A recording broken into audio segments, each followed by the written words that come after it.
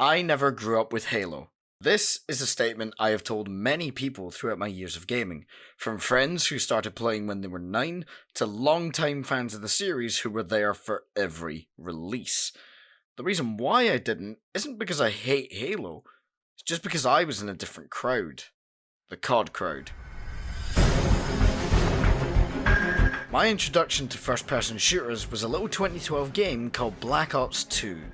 Nuketown 2025, 1v1 sniper battles, headshots only. I sucked.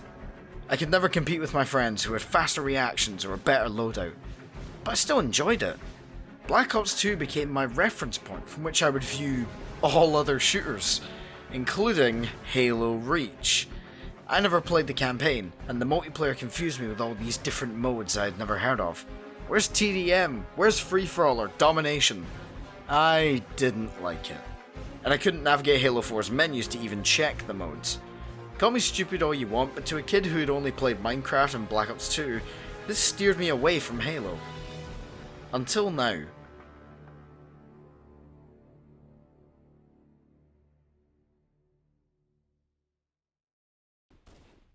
At the time of writing this, I have not yet played Halo Combat Evolved.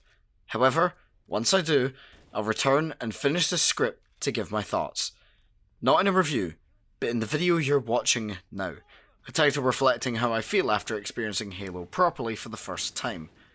Whatever the outcome, I'm looking forward to finally coming to terms with what one of gaming's biggest franchises means to me, if it means anything at all.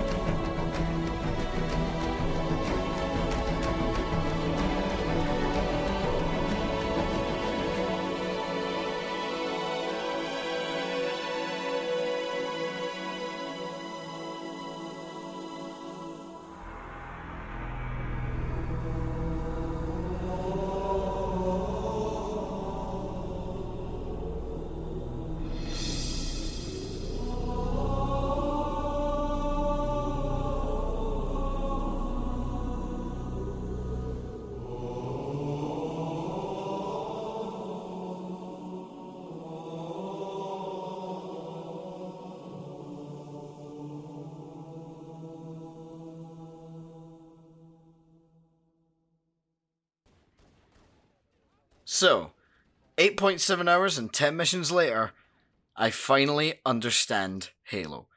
All of the praise these games have received over the last 20 years finally makes sense.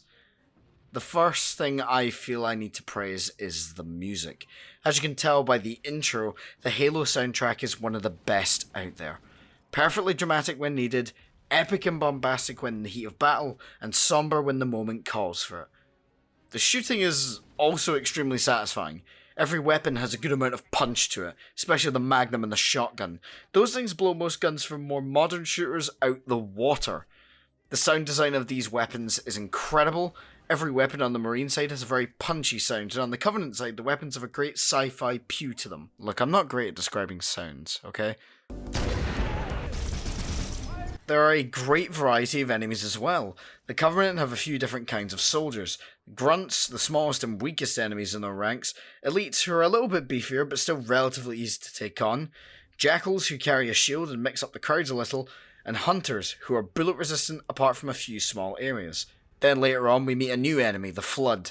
That is a parasite that takes the Marines and Covenant's dead bodies and brings them back to life to fight again as a third faction. And our final enemy is the Sentinels. These robot bastards fight on behalf of Guilty Spark, who's our antagonist for the last few missions. The story for me wasn't great at the beginning, because the first few missions established the setting for the rest of the game. It's not until after you finish Assault on the Control Room that the story begins to pick up when Cortana freaks out after realising what the titular Halo is meant to be, and we set off through the second half of the game to find out ourselves. One of the very few problems that I have with Halo that even long-time fans are willing to admit is some of the levels. They are reused. The main example being Two Betrayals, which is just Assault on the Control Room, but in reverse. Another one is the Maw, the last mission of the game. It's the first mission, but in reverse, for a while. But I feel that it's different enough to still feel unique, whereas the previous example is just a copy and paste.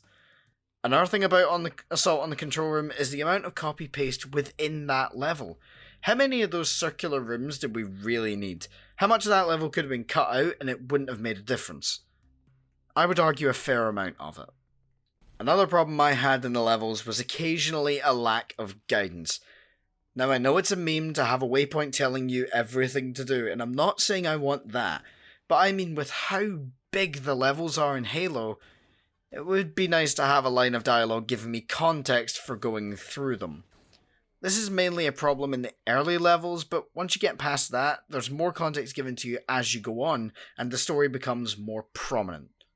Back on track with the positives, I really loved the ending where you get in a warthog and drive your way through the Pillar of Autumn while the ship explodes around you and the Covenant are trying to escape and shoot you, and you get to a point where you think it's just about to end, but then you have to keep going and make your own way out of the ship. A great mission, but it highlights how bad the warthog controls can be. In my opinion, it doesn't have enough weight, and I don't like that it turns whenever you move your mouse to look at something. It's just a minor gripe though, as most of the game doesn't actually involve the warthog, only like 2 or 3 levels. And that is about all I have to say about Halo. As I said, this video isn't a review. This was more for me to come to a realization that my tastes are changing, and games I used to not enjoy may be the type of game that I enjoy nowadays. Halo was such a breath of fresh air for me as someone who plays a lot of Siege, Call of Duty, and Resident Evil. It was exactly what I needed at a time like this, where I found myself sitting looking for something to play, and not wanting to play any of the games I own, and I can't find any new releases that interest me. I now have this series that has been running for years, and I can catch up with 20 years worth of games that I missed out on, all because of my tastes as a youngster. I hope you all enjoyed this video. If you did, please check out my socials in the description below and consider subscribing to my Patreon if you want to support the channel directly. And I'll see you lads, ladies and in-betweeners next time. Goodbye.